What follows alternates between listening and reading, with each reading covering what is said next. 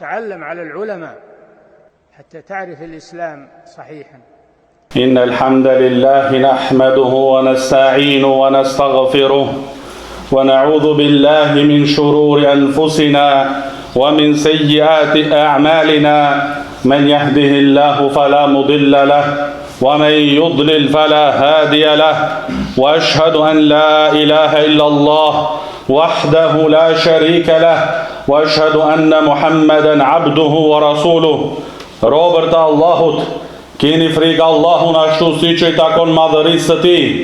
Devotshmëria është mbrojtja më e mirë për t'u larguar nga mëkatet dhe është furnizimi më i mirë për kryerjen e veprave të mira. Thot Allahu i lartësuar: Ja ejuhalladhina amanu taqullaha haqqa tuqatih wa la tamutunna illa wa antum muslimun. O ju që keni besuar, kjeni frikë Allahun ashtu si që i takon atij dhe vdisni vetëm duke qenë musliman. Allahu Akbar, Allahu Akbar, la ilaha illallah, Allahu Akbar, Allahu Akbar, walillahi alhamd. Allahu është më i madhi, Allahu është më i madhi, nuk ka të adhuruar me të drejtë përveç Allahut. Allahu është më i madhi, Allahu është më i madhi dhe vetëm atij takon lavdrimi. O robërt e Allahut, Allahu ju krijoi, Allahu ju krijoi nga asgjëja dhe ju solli në ekzistencë dhe ju furnizoi me begati e mirësi. Të gjitha këto për një qëllim madhështor, dhe ajo është që të adhuroni vetëm atë dhe askën tjetër. Prandaj dhe urdhri më madhështor është tauhidi, domethënë veçimi i Allahut me adhurim. O robërt e Allahut, tauhidi është themeli i fesë, rranja e çdo vepër të mirë dhe çelësi i shpëtimit në dynja dhe në ahiret. Thot Allahu i lartësuar: Wa laqad ba'athna fi kulli ummatin rasulan an ya'budu Allah wa yajtanibu at-taghut. Çdo populli ne i quam një të dërguar që u thoshte: veçoni Allahun me adhurim dhe shmangni idhujt. Ndërsa nga ana tjetër ndalimi më i madh është shirku, ti shoqërosh dikë Allahut në adhurim. Nga kjo duhet të ruhemi me kujdes, qoftë ai shirk i madh apo shirk i vogël. O robërt e Allahut, shirku është padrejtia më e madhe që njeriu mund të bëjë ndaj krijuesit të tij, dhe kush vdes në këtë gjendje pa u penduar, ai do të jetë përgjithmonë në zjarrin e xhehenemit. Thot Allahu i lartësuar: Inna Allaha la yaghfiru an yushraka bihi wa yaghfiru ma duna dhalika liman yasha wa man yushrik billah faqad dhalla dhalalan ba'ida. Vërtet, Allahu nuk fal që të adhurohet dikush apo diçka tjetër veç atij, por gjinahet e tjera më të vogla ja fal kujt të doj. Kushdo që i bën shok Allahut, ai në të vërtet ka humbur dhe është larguar shumë prej udhës së drejtë. Allahu i madhëruar e dërgoi Muhammedin sallallahu alaihi wasallam si të dërguarin e tij tek ne për të na përcjell shpalljen hynore nga Zoti ynë. Ai sallallahu alaihi wasallam na e solli udhëzimin, dritën dhe të vërtetën, fejan me të cilën u dërgua i dërguari sallallahu alaihi wasallam është feja e plot, e përkryer dhe e përmbushur nga vetë Allahu. Thot Allahu i lartësuar: El yawma akmaltu lakum dinakum wa atmamtu alaykum ni'mati wa raditu lakum al-islam dina. Sot ju apërsosa fen tuaj, e plotsova dhuntin time ndaj jush dhe zgjodha që Islami të jetë feja juaj. Feja Islam është e përsosur dhe e përkryer. Prandaj o ju musliman, kapuni fort pas saj, madje edhe me dhëmballat tuaj, ashtu si që na ka porositur pejgamberi alayhis salatu wassalam. Angazhohuni me përkushtim në ndjekjen e sunnetit të pejgamberit sallallahu alaihi wasallam dhe udhëzimit të tij, dhe qëndroni larg risive në fe, risi bërësve dhe të gjitha grupeve që devijojnë nga e vërteta. Allahu Akbar, Allahu Akbar, Allahu Akbar, la ilaha illallah, Allahu Akbar, Allahu Akbar, Allahu Akbar, walillahi alhamd. Allahu është më i madhi, Allahu është më i madhi, Allahu është më i madhi. Nuk ka të adhuruar me të drejtë përveç Allahut. Allahu është më i madhi, Allahu është më i madhi, Allahu është më i madhi dhe vetëm atij takon lavdrimi. O ju njerëz të Islamit, o ju ndjekës të sunnetit, sot është festa jonë. Festa pritet me gëzim, me festim, me ushqim dhe pije, dhe mbi të gjitha me falënderim ndaj Allahut nga veprat më të mira dhe më madhështore që muslimani mund t'i bëjë në këtë ditë të begata, është kurbani, therrja e kurbanit për hir të Allahut. Allahu e ka përmendur këtë adhurim madhështor së bashku me namazin, gjë që tregon rëndësinë dhe pozitën e lartë të këtij adhurimi. Thot Allahu i lartësuar: "Fasalli li rabbika wanhar", falu për Zotin tënd dhe therr kurban. Dhe thot Allahu i lartësuar: "Qul inna salati wa nusuki wa mahyaya wa mamati lillahi rabbil alamin." Thuaj, në të vërtetë, namazi im, kurbani im, jeta ime dhe vdekja ime i përkasin vetëm Allahut, Zotit të botëve.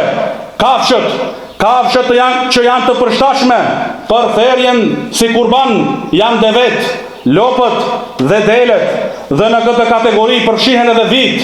Kusht është që ato të jenë të shëndosha, pa të meta të dukshme dhe të kenë arritur një moshë të caktuar. Devet duhet të kenë mbushur 5 vjet, lopët 2 vjet, vit 1 vit dhe delet 6 muaj. Ky adhurim i madh i therrjes së kurbanit është i përcaktuar me kohë. Ai fillon pas faljes së namazit të Bajramit dhe përfundon me perëndimin e diellit në ditën e 13 të muajit Dhulhixha. Këtë adhurim madhështor, therrjen e kurbanit, është më e mira të ta krysh personalisht, por nëse me të vërtetë nuk je në gjendje ta bësh vetë, atëherë mund të caktohesh dikush tjetër për ta kryer në vendin tënd. Nga mishi i kurbanit mund të marrësh një pjesë për veten tënde dhe familjen tënde, një pjesë ta adhurosh si sadaka dhe një pjesë ta ruash. Sa i përket asaj që është përhapur, se sunnet është ta hash një pjesë, ta hapish një pjesë sadaka dhe një pjesë ta adhurosh, për këtë nuk ekziston ndonjë hadith i saktë. Mund të veprosh në këtë mënyrë, por pa e konsideruar si sunnet. Nuk lejohet të shitet asgjë nga kafsha e kurbanit, madje edhe lëkura e saj. O robër të Allahut, shfaqni gëzim dhe mirënjohje në këtë ditë të madh dhe gjatë 3 ditëve në vijim. Janë ditët e festimit dhe falënderimit, ditë ushqimi, pije dhe përmendje të Allahut. I dërguari i Allahut sallallahu alaihi wasallam ka thënë: 3 ditët pas Bajramit janë ditë të ngrënjes, të pirjes dhe të përmendjes së Allahut subhanahu wa taala. Ibn Rajab al-Hanbali rahimahullah thot në lidhje me këtë hadith: ky hadith aludon që ngrënja dhe pirja gjatë ditëve të festës duhet të shërbejnë për ta forcuar trupin dhe për ta përgatitur vetveten që të përkushtohesh në përmendjen e Allahut dhe bindje ndaj tij. Barakallahu li wa lakum fil Qur'anil azim wa nafa'ni wa iyyakum bima fihi min al-ayati wa dhikril hakim. Aqulu qawli hadha wa astaghfirullaha li wa lakum wa li sa'iril muslimina min kulli dhanb fastaghfiruhu wa tubu ilayhi innahu huwal ghafurur rahim.